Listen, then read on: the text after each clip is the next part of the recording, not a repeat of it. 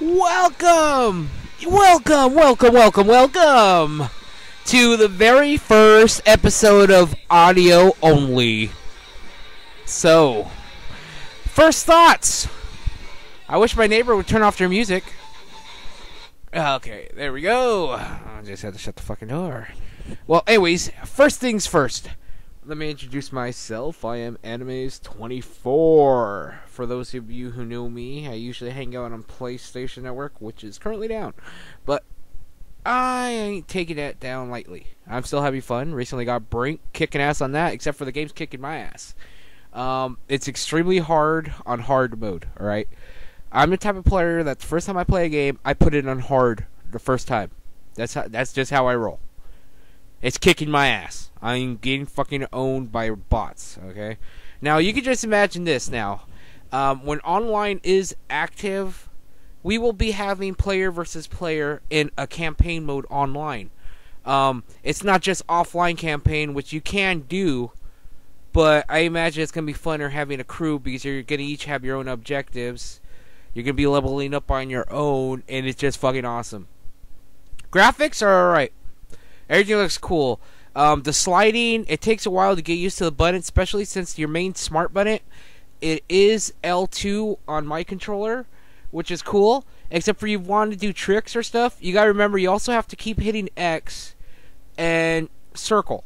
And what I mean by that is you could run around, climb over objects, pretty much. But when you get on top of higher ground objects, you still need to press X to jump while holding the smart button to, that's your run button, but it's also the one that lets you grab shit and stuff like that.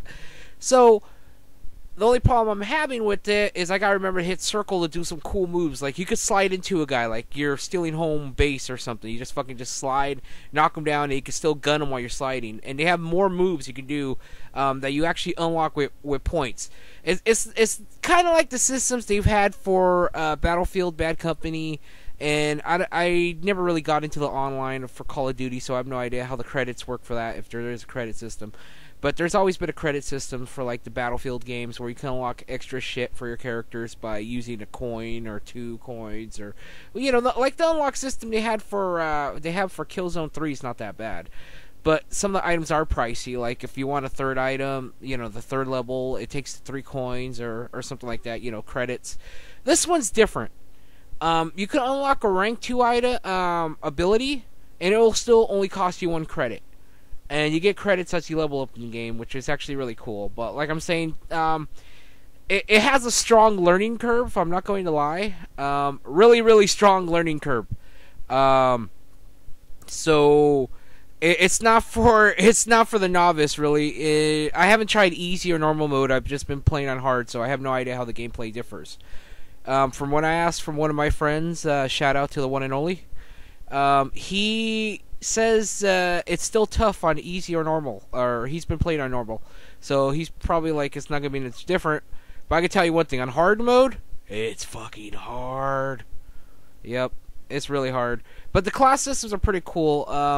There's only like 4 classes, I believe. There's, let's see, soldier, there's medic, there's like a spy person, which is kind of cool, but you gotta get used to, and the engineer. Or did I already say that? Let's see, spy, soldier. Fuck it. NG's cool, because the whole thing about the game is the characters aren't like already made, so it's not like TF2. The characters have different builds. Like there's a guy who's built big, which you unlock later on. You start off with the medium character, which can hold medium weapons and small arms and stuff like that, and he can climb high and do stuff. Well, as you unlock the different body types, there's I think 3. The heavy, he's slow as fuck though, I gotta tell you this. The heavy's slow, but he could hold like Gatling guns and other shit like that.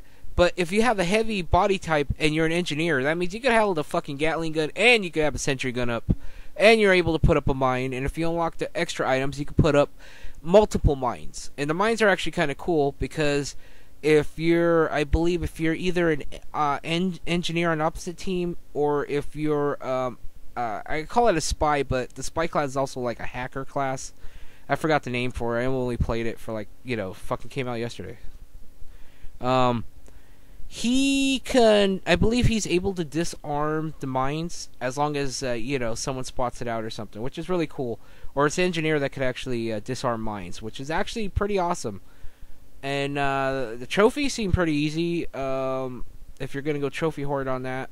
You can wait for online for a lot of that shit, though, because this game's actually pretty balanced when it comes to that. From what I can tell, it's going to be a blast online. I mean, you could probably ask any Xbox player right now what they think about it, and they'll probably be like, oh, it's fucking awesome, or something online. But yeah, for now, for PS3, no complaints really. I don't really care that the PSN's down this moment, because it's gave me a lot of time to get used to the characters, the movements, the run in, the jump in, the gun in, figure out how my setup's going to be, because when I go online, I know it's going to be major ponage, because there's going to be a lot of motherfuckers who've been wanting to play games online.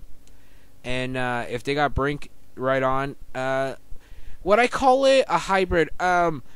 Well, a lot of people were comparing it to Borderlands, Mirror's Edge, and TF2. Well, I can see the TF2 aspect of it, except for the bodies don't go blowing up and, nasty and shit. It's a lot. It's going to be a lot of fun to play with your boys and shit. But as comparing it to Borderlands, I don't think so. Maybe the leveling system, you can level up, for your you unlock more weapons. The cool thing about that is you can actually put scopes, stocks, and everything on it. So it has more of an upgrade system, kind of like Army of Two, where you can go into like the shop place or whatever, and put scopes and upgrade your shit. But as compared to TF2 and all that, no, I don't think so. I know it has the feel of Mirror's Edge a bit with the running and stuff, but it's a lot better.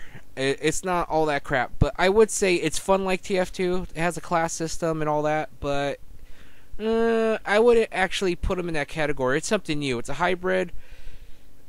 Excuse me.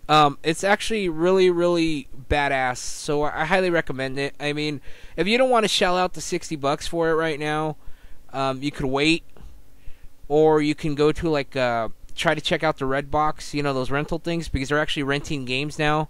It's like $2 a night, so it's gonna cost you like maybe almost $10 for a week.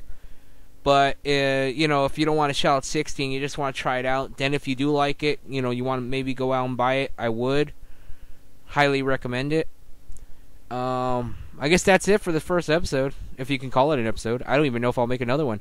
This is just my opinions. So, thanks. You could either subscribe or do all that other shit that those other guys say, but if you don't, I really don't care, because YouTube's not paying me. So, adios, guys.